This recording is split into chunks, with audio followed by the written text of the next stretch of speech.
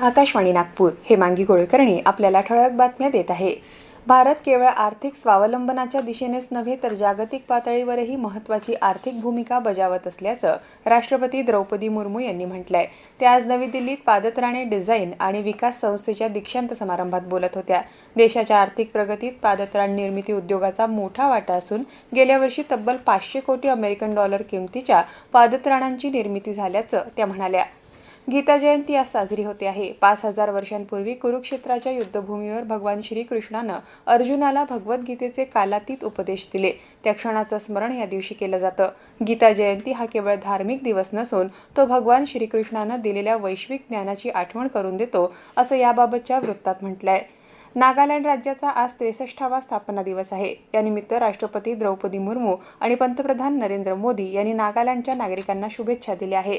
नागालँडला समृद्ध सांस्कृतिक वारसा आणि निसर्ग लाभला आहे। इथला आदिवासी जमातीचं वैविध्य आणि एकमेव द्वितीय असा वारसा अभिमानास्पद आहे, असं राष्ट्रपती आपल्या संदेशात म्हणाल्या।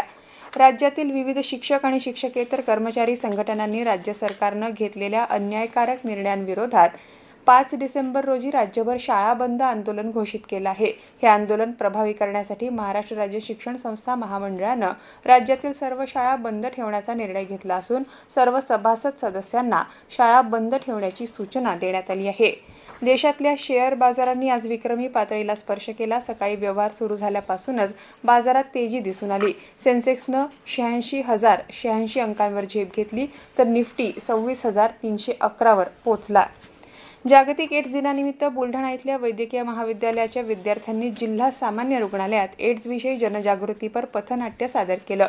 एड्स रुग्णांना समान वागणूक देण्याचा संदेश देत असुरक्षित लैंगिक संबंध, वापरलेली सुई किंवा ब्लेड यामुळे हा आजार पसरतो याची माहिती पथनाट्यातून देण्यात आली। कार्यक्रमात माझे आरोग्य माझा अधिकार ही शपथही देण्यात आली।